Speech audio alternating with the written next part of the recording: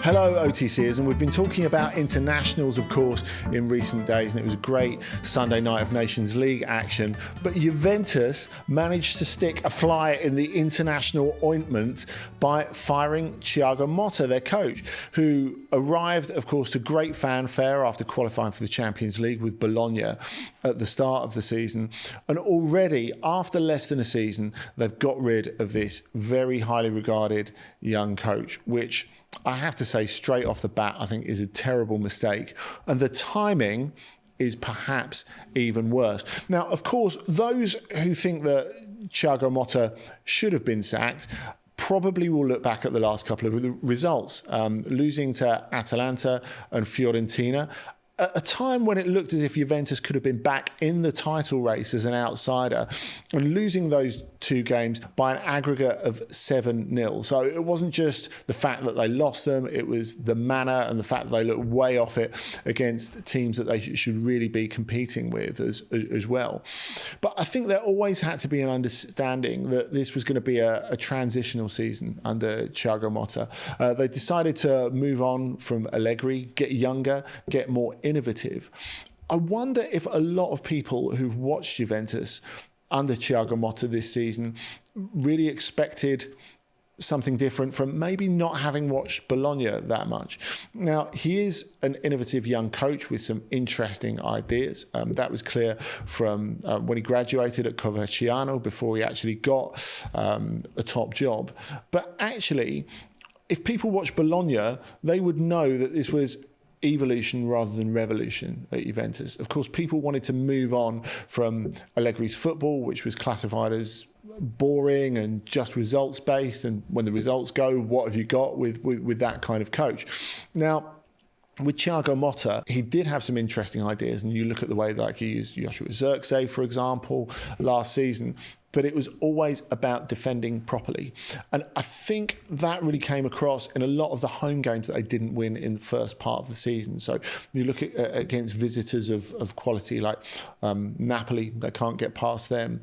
You look at it was a 0-0 in the opening weeks of the season as well with Roma. And that sort of really set a trail for the problems that they would encounter further in the season. Because of course they didn't lose a league game until February, when they lost against Inter, which was a huge game. Of course, the Derby d'Italia always is.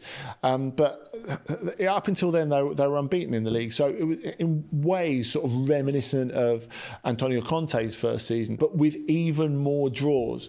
Because if you look at the actual winning percentage of Thiago Motta, and if you're looking at a reason to get rid of Motta, that is probably it. It's the lowest winning percentage of a Juventus permanent manager since Luigi Del Neri, which is a long time ago, and at a point when Juventus were had a lot lower expectations than they currently do, because as we said, it was pre-Conte.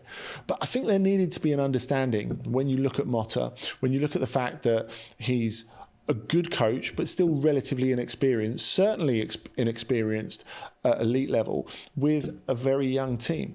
And an even younger team after Christmas, with Danilo, of course, who was a great leader and very, very experienced, moving on. So there needed to be an understanding that there was going to be some sort of unevenness in this season. And they were still on for qualifying for the top four, which I think brings us to why this was maybe not a great time as well to fire Motta, because they've created a great unknown. Juventus was still well in the mix for the Champions League, even if faith was shaken by those results against Atalanta and Fiorentina. And by introducing Igor Tudor, who I really like as a coach, at this time, he's been given quite a big task in qualifying for the top four, which is a big, big thing, because it's not going to be the top five in Italy this season, barring some real statistical trickery between now and the end of the season. It's going to be England and Spain who get the extra Champions League places, so it won't be like it was last season in Serie A. If Juventus want to make the Champions League, Juventus are going to have to finish in the top four. There's huge competition, they're not there at the moment. Bologna, of all teams, are the team that's occupying the fourth position as things stand. So what about Igor Tudor? Well, of course, most people will look at him and say, well, he's had a bit of an itinerant coaching career so far, but he is someone who has a huge background with Juventus, having been a player for them and a very reliable player over a number of years. But I think there's a lot to recommend Tudor, actually. I really like him as a coach, and he will play, I think, more exciting football than Thiago Motta. You look at the good job that he did at Verona, is the obvious one, at a slightly lower level, of course, with slightly lower expectations. But what he did at Marseille, he had some great moments there before, well, falling out with everyone. Similar at Lazio, he took over in a difficult situation and performed pretty well, even though, again, he didn't really have the same vision for the future as the board in Rome. So I think that not only tells you that he can be quite combustible, which we knew already. He's incredibly demanding of players, of board members, of everyone at the club.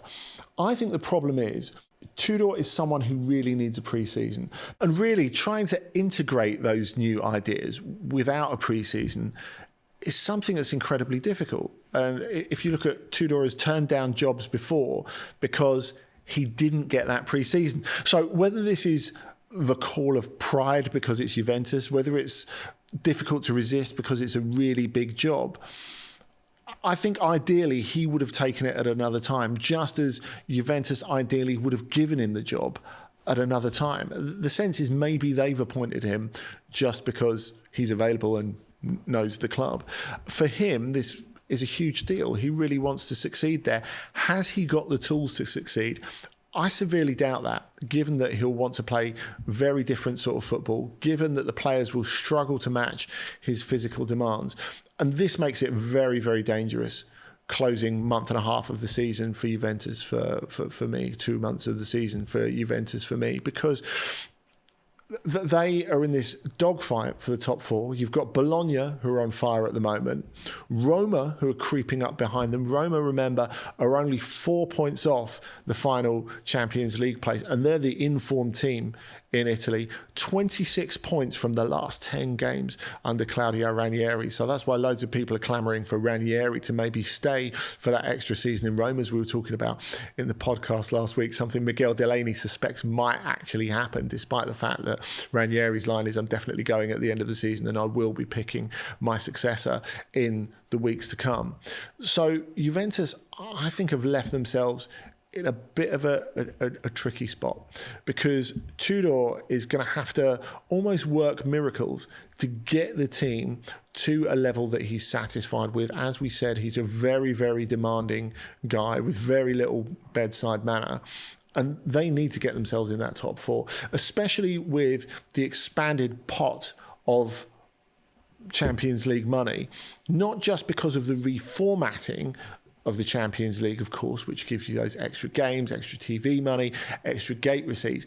But as we said at the beginning, the fact that it's going to be 4 Italian teams, not 5, in the Champions League next season, in all probability, which means the TV pool will only be split between 4 rather than 5, which again means more money. So Juventus, I think, have taken an enormous risk here. We're going to see in the next couple of weeks if it's going to work out or not. Either way, it's going to be really exciting. And either way, I think that Motta gets a really good job going forward. Of course, PSG's got a lot of admirers there, having spent a lot of time there. They thought about him before they appointed Luis Enrique as a possible PSG coach. I wouldn't rule that out in the future, because I think with the way this has ended, this reflects worse on Juventus than it does on Motta. Thanks for joining us as every Monday. You can join us every Monday for reaction to what's happened in the weekend in European football here on YouTube. Also, you have to be subscribed to the podcast. Come on, you have to be subscribed to the podcast by now. So on your favourite podcatcher, do follow On the Continent. Main show out with me, Dotun Adebayo, and guests every Thursday. And every Friday is Ask OTC with your questions. You can get at us on social with those, or leave them below the line here. See you next week.